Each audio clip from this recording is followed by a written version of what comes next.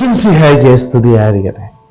വിശുദ്ധ മത്തായി അറിയിച്ച സുവിശേഷം 6-ാം അധ്യായം 5-ാം വാക്യം. നിങ്ങൾ പ്രാർത്ഥിക്കുമ്പോൾ കപട നാട്യക്കാരെ പോലെ ആവരുത്.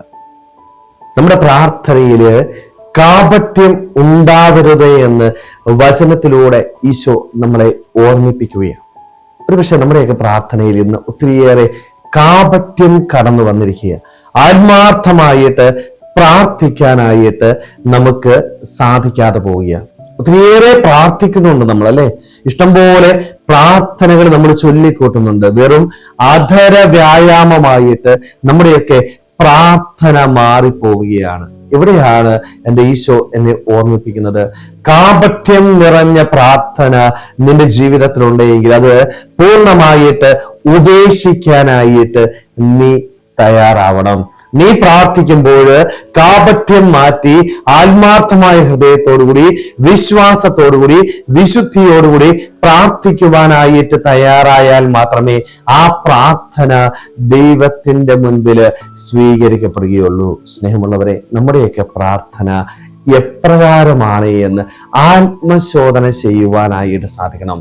എത്ര സമയം ഇരുന്ന് പ്രാർത്ഥിച്ചു എന്നതല്ല എൻ്റെ ദൈവം നോക്കുന്നത്, മറിച്ച് ഞാൻ പ്രാർത്ഥിക്കുമ്പോൾ എൻ്റെ ഹൃദയം കൊണ്ട് ആത്മാർത്ഥമായിട്ട് എനിക്ക് പ്രാർത്ഥിക്കുവാനായിട്ട് സാധിക്കുന്നുണ്ടോ? അതോ കാപട്യത്തോടുകൂടി മനസ്സിന് വിദ്വേഷം വെച്ച് പുലർത്തിക്കൊണ്ട് അധര വ്യായാമം നടത്തുന്ന വ്യക്തികളാണോ ഞാൻ? ആണെങ്കിൽ ഓർക്കുക, എൻ്റെ പ്രാർത്ഥന ദൈവത്തിന്റെ മുൻപിൽ സ്വീകരിക്കപ്പെടുകയില്ല എന്നുള്ളത്.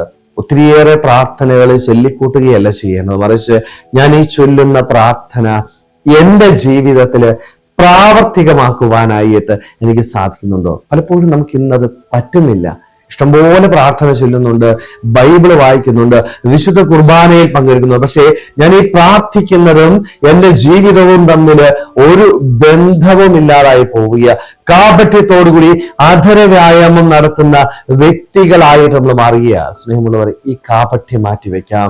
ഈ അധര വ്യായാമം എൻ്റെ ദൈവത്തിന് ഇഷ്ടമില്ല എന്ന് തിരിച്ചറിയാം. സ്നേഹമുള്ളവരെ, അതുകൊണ്ട് വിശ്വാസത്തോടുകൂടി പ്രാർത്ഥിക്കാം, ആത്മാർത്ഥതയോടുകൂടി പ്രാർത്ഥിക്കാം. ഞാൻ ഈ പ്രാർത്ഥിക്കുന്ന കാര്യങ്ങൾ നമ്മുടെ ജീവിതത്തിൽ പ്രാവർത്തികമാക്കുവാനായിട്ട് നമുക്ക് പരിശ്രമിക്കാം. പ്രാർത്ഥനയും ജീവിതവും ഒരേപോലെ പോകുമ്പോഴാണ് എൻ്റെ ദൈവം എന്നെ സ്വീകരിക്കുന്നതും എൻ്റെ പ്രാർത്ഥനകൾക്ക് ഉത്തരം നൽകുന്നതും. സ്നേഹമുള്ളവരെ, അതുകൊണ്ട് നമ്മുടെ കാപട്യം നിറഞ്ഞ പ്രാർത്ഥനകൾ മാറ്റി, അധര വ്യായാമങ്ങൾ മാറ്റി, വിശ്വാസത്തോടുകൂടി, വിശുദ്ധിയോടുകൂടി ദൈവസന്നിധിയിലായിരിക്കുവാനായിട്ട് കൂടുതൽ പ്രാർത്ഥിച്ച് ആ പ്രാർത്ഥന നമ്മുടെ ജീവിതത്തിൽ പ്രാവർത്തികമാക്കുവാനായിട്ട് നമ്മൾ ഓരോരുത്തർക്കും ആത്മാർത്ഥമായിട്ട് ആഗ്രഹിക്കാൻ പരിശ്രമിക്കാം. ദൈവം നമ്മളെല്ലാവരെയും സമൃദ്ധമായിട്ട് അനുഗ്രഹിക്കട്ടെ.